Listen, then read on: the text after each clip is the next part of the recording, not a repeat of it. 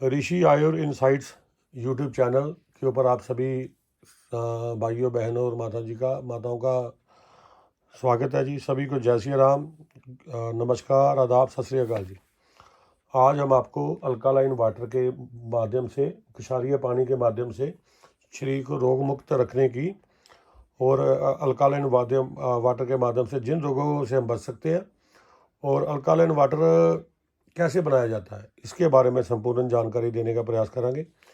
और इस चैनल के ऊपर आपको अलग अलग विषय पे धीरे धीरे हर रोज़ एक वीडियो देखने को मिलेगी, हर एक रोग के ऊपर में देखने को मिलेगी और हर एक रोग के उपचार के ऊपर देखने को मिलेगी। आशा करता हूँ कि आप सभी इस चैनल को आगे बढ़ाने में हमारा सहयोग करेंगे। इस चैनल का मकसद लोगों को आयुर्वेद के साथ जोड़ना और लोगों को तंदुरुस्त रखना, यही मकसद है और इस चैनल का कोई बड़ा मकसद नहीं है। इसीलिए हम यही चाहते हैं कि आप लोग इस वीडियो को हमारे चैनल को ज़्यादा से ज़्यादा लोगों को शेयर करें और लोगों को वीडियो को लाइक किया करें और चैनल को सब्सक्राइब करके हमारे घंटे वाला बटन दबा दें, भी आने वाली वीडियो आपको मिलती रहे। और कमेंट बॉक्स में जय श्री राम लिखे बिना मत जाए। तो विषय के ऊपर बात शुरू करते हैं जी। तो इसका विषय है जी, शरीर को अल्कालाइन, शरीर को कर लो alkaline. Heart, kidney, cancer, thyroid, sugar, arthritis, psoriasis पास भी नहीं फटकेगा। कोई भी रोग हो, चाहे वो कैंसर भी हो, वातावरण अल्कालाइन वातावरण में पनप ही नहीं सकता।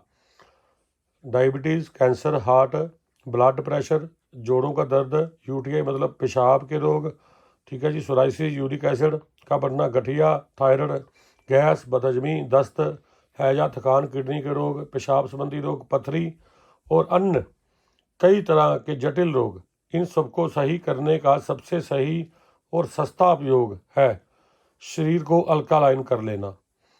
पहले हम जानते हैं जी अल्कालाइन का लेवल, पीएच लेवल क्या है। इसको समझने के लिए सबसे पहले हमको पीएच लेवल को समझना होगा। हमारे शरीर में अलग अलग तरह के द्रव्य पाए जाते हैं, उन सब की पीएच अलग अलग होती है। पीएच लेवल मतलब अलग अलग होता है। हमारे शरीर की सामान्य पीएच लेवल 7.35 से 7.41 मतलब 7.35 से 7.41 तक होती है। पीएच पैमाने में पीएच 1 से 14 तक होती है। इसका पैमाना जो है 1 से 14 तक है। पीएच 7 को न्यूट्रल माना जाता है, यानी ना एसिडिक और ना ही अल्कालाइन। 7 से एक तरफ ये जाती है तो समझे एसिडिटी यानी अम्लता बढ़ रही है, और 7 से 14 की तरफ जाएगी तो अल्कालाइन मतलब क्षारीयता बढ़ रही है। ठीक है जी। अगर हम अपने शरीर के अंदर पाए जाने वाले विभिन्न द्रव्यों के पीएच अल्कालाइन की तरफ लेकर जाते हैं तो हम बहुत सारी बीमारियों का मूल कारण को हटा सकते हैं और हमेशा के लिए बीमारियों को समाप्त कर सकते हैं जी। तो हम अभी आपको बताएंगे जी कैंसर एंड पीएच लेवल। उदाहरण के तौर पर सभी तरह के कैंसर सिर्फ एसिडिक अम्पूरमेंट में ही पनपते हैं, क्योंकि कैंसर की कोशिकाएं शुगर का ऑक्सीजन की अनुपस्थिति की फॉर्मेटेशन में ही होता है, जिससे अंतिम उत्पाद के रूप में लैक्टिक एसिड बनता है और यही लैक्टिक एसिड एसिडिक अम्पूरमेंट पैदा करता है, जिससे वहाँ पर एसिडिटी बढ़ जाती है और कैंसर की ग्रोथ बढ़ जाती है। ये हम सभी जानते हैं कि कैंसर होने का मूल कारण यही है कि कोशिकाओं में ऑक्सीजन बहुत कम मात्रा में और ना के बराबर ही पहुंच पाता है। वहाँ पर मौजूद ग्लूकोज लैक्टिक एसिड में बदलना शुरू हो जाता है, इसीलिए कैंसर होने की संभावना बढ़ जाती है जी। गाउट का भी आपको दूसरा विषय बताएंगे जी, गठिया, गाउट के बारे में। दूसरा उदाहरण है जी गाउट, गठिया, जिसको गठिया भी कहते हैं। इसमें रक्त में यूरिक एसिड की मात्रा बढ़ जाती है, जिससे रक्त एसिडिक होना शुरू हो जाता है। जितना ब्लड में अधिक एसिडिक होगा उतना ही यूरिक एसिड उसमें ज़्यादा जमा होना शुरू हो जाएगा। अगर हम ऐसी डाइट खाएं जिसमें पेशाब अल्कालाइन हो जाए और बढ़ा हुआ यूरिक एसिड अल्कालाइन पेशाब से आसानी से बाहर निकल जाएगा, तो यूरिक एसिड गठिया होने की संभावना कम हो जाएगी। अब हम जब बताते हैं जी यूटीआई पेशाब के संक्रमण। तीसरा उदाहरण है जी यूटीआई, जिसको हम यूनिटरी ट्रैक इन्फेक्शन कहते हैं। इसमें मुख्य रोग कारक जो बैक्टीरिया है वो ई कोली है। ई कोली ये बैक्टीरिया एसिडिक वातावरण में ही ज़्यादा पनपता है। इसके अलावा कैनेडिडिया नामक फंगस भी एसिडिक वातावरण में ही ज़्यादा पनपती है। इसलिए यूटीआई तभी होते हैं जब पेशाब की पीएच अधिक एसिडिक हो जाती है। किडनी का पीएच। चौथा एक और उदाहरण देते हैं कि किडनी की समस्या मुख्यतः एसिडिक वातावरण में होती है। अगर किडनी का पीएच हम अल्कालाइन कर देंगे तो किडनी से संबंधित कोई भी रोग नहीं होगा, मतलब क्रिएटिनिन, यूरिक एसिड, पथरी इत्यादि समस्याएं जो भी किडनी से संबंधित है वो नहीं होगी। वर्तमान स्थिति में हम आज जो भी भोजन कर रहे हैं वो 90% एसिडिक ही है, और हमारा सवाल होता है कि हम सही क्यों नहीं हो रहे, या फिर कहते हैं कि हमने ढेरों इलाज करवाए मगर आराम अभी तक नहीं आया, बहुत दवा खाई मगर फिर भी आराम नहीं होता। तो ये उन सब का मुख्य कारण है उनका पीएच लेवल कम हो जाना, अर्थात एसिडिक हो जाना। कैसे बढ़ाएं पीएच लेवल, अभी इसका जो बताते हैं जी आपको पीएच लेवल को कैसे बढ़ाया जा सकता है, इस विषय पे आते हैं जी। इन सभी अल्कलाइन क्षारीय खाद्य पदार्थों का सेवन नित्य करेंगे तो आपका जो है जी पीएच लेवल खुद ब खुद बढ़ना शुरू हो जाएगा जी। जिनमें आते हैं जी फल, ठीक है जी, सेब, खुमानी, ठीक है जी, एवोकाडो, केला, जामुन, चेरी, खजूर, अंजीर, अंगूर, अमरूद, नींबू, आम, जैतून, नारंगी, संतरा, पपीता, आड़ू, नाशपाती, अनानास, अनार, खरबूजा, किशमिश, इमली इत्यादि। इन सभी का अगर हम सेवन करेंगे जी, ये सभी क्षारीय चीज़ें हैं, तो जैसे कई चीज़ों में पानी की मात्रा ज़्यादा होती है, तो इनका सेवन करेंगे जी तो हमारा अंदर से शरीर ऑटोमेटिकली ही अल्कालाइन होना शुरू हो जाएगा। इसके अलावा तुलसी, सेंधा नमक, टमाटर, अजवाइन, दालचीनी, बाजरा इत्यादि। इस विषय पे मुख्य बात यह है कि आज सभी घरों में कंपनियों के पैकेट वाला आयोडीन नमक, सफ़ेद नमक प्रयोग हो रहा है। ये धीमे जहर के समान है, ये अम्लीय है, एसिडिक है होता है, और इसमें सामान्य से आयोडीन की अधिक मात्रा भी होती है जो अत्यंत घातक है शरीर के लिए। इस नमक से हृदय रोग, थायराइड, कैंसर, लकवा और नपुंसकता, मोटापा, एसिडिटी, मधुमेह, किडनी रोग, लीवर रोग, बाल झड़ना, दृष्टि कम होना जैसे अनेकों रोग कम आयु से बड़ी आयु तक के सभी घर के सदस्यों को हो रहे हैं, जो पैकेट के नमक के प्रयोग के पूर्व कभी नहीं होते थे। इसलिए आयोडीन की कमी का झूठ फैलाकर बीमारी का सामान घर घर तक पहुंचाया गया, जिससे दवाइयों का कारोबार अरबों खरबों का तक में पहुंच गया।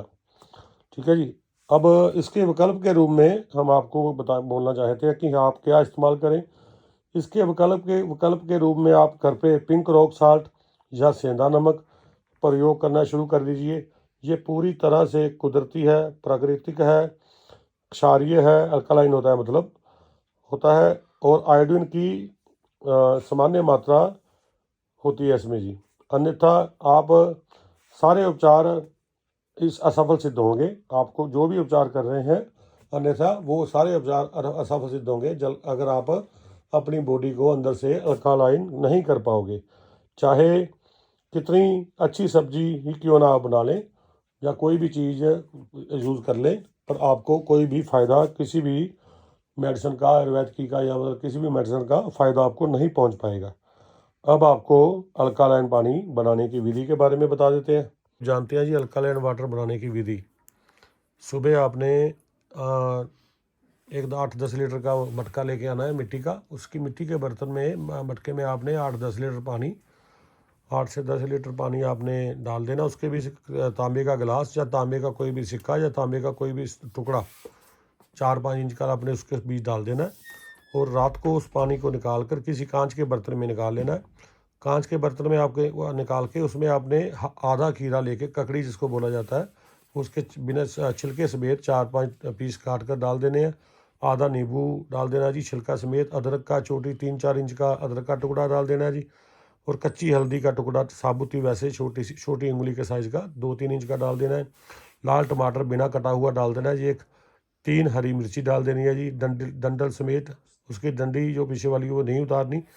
15-16 हरे धनिया के पत्ते डाल देने हैं जी। 15 पुदीने के पत्ते डाल देने हैं। 15 पत्ते ये आपने तुलसी के डालने हैं जी। और 1 स्पून छोटा सेंधा नमक का डाल देना है जी। इन सभी चीज़ों को लेकर आप पहले छोटे छोटे टुकड़े में काट कर डालना। ये इस बात का खास ध्यान रखना है।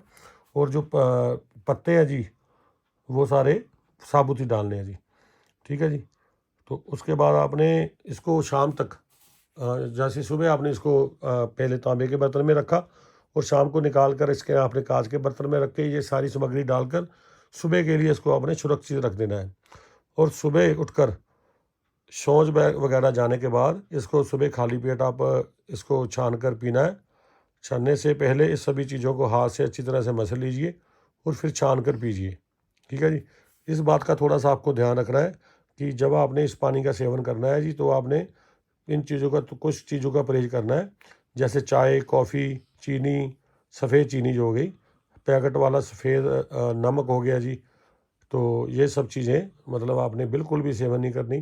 तो अगर आप किसी रोग से ग्रस्त हैं तो सबसे पहले इनको छोड़ना होगा। ये जो चीज़ें हैं जैसे मतलब ठीक है।